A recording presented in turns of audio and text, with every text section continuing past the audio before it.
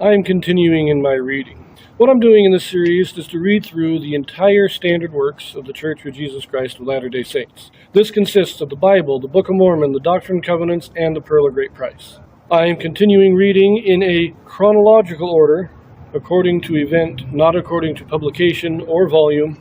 So I'm skipping around a bit as I move along. We are once again reading in the Gospels. We are reading of Christ's final time in his mortal life. This is his last day. We've read everything leading up to this. Last Supper, praying in the garden, his arrest, trial before priests and Pilate. Right now, we read last in Matthew about releasing Barabbas instead of Jesus. And now we're going to read this again in Mark. In this video, we have a Joseph Smith translation. And what the Joseph Smith translation is, this is a translation or correction done by Joseph Smith to restore those passages that have been lost or corrupted over the years. This will be Mark chapter 15, verses 6 through 15. Now at that feast he released unto them one prisoner, whomsoever they desired. And there was one named Barabbas, which lay bound with them that had made insurrection with him, who had committed murder in the insurrection. And the multitude, crying aloud, began to desire him to do as he had ever done unto them. But Pilate answered them, saying, Will ye that I release unto you the King of the Jews? For he knew that the chief priests had delivered him for envy. But the chief priests moved the people that he should rather release Barabbas unto them.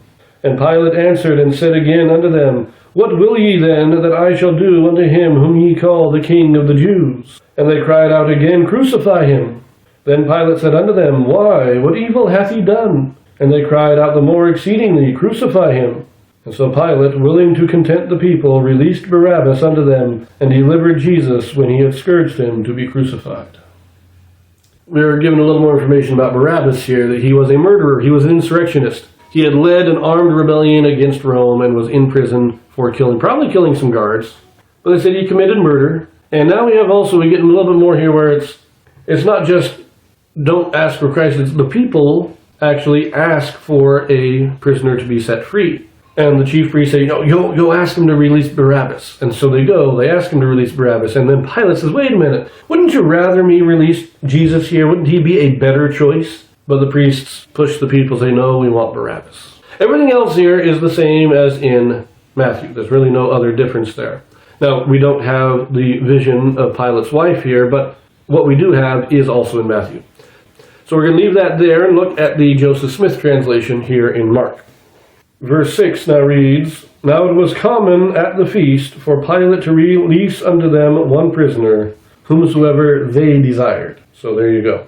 In verse 7, it is now at the beginning, And there was a man named Barabbas, bound with them who had made insurrection with him.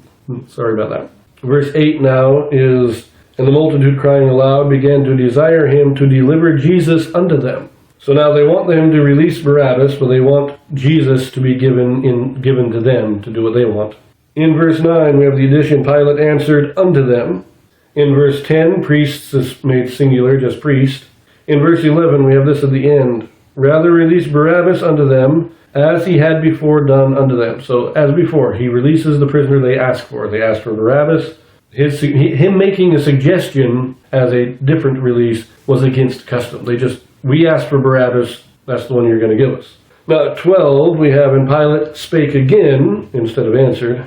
And then instead of I shall do unto him, it is I shall do with him.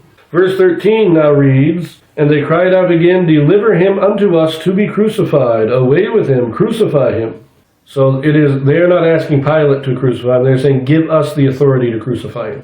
Then, very simply, in 14 we change, And they cried to But they cried. And then at the beginning of 15, instead of And so Pilate, it is And now Pilate. Very minor clarifications, but that is a significant clarification, that it does make it clear that it is not just Pilate ordering his death. It is, they are asking Pilate, give us the authority, and Pilate eventually says, fine, I'll give you that authority, you do what you want with him. But, as it was in Matthew, he warns them, don't do anything unjust. Don't leave him alone.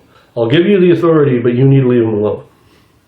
So we're going to leave that there, and in our next video we'll be reading again about Barabbas, this time in both Luke and John.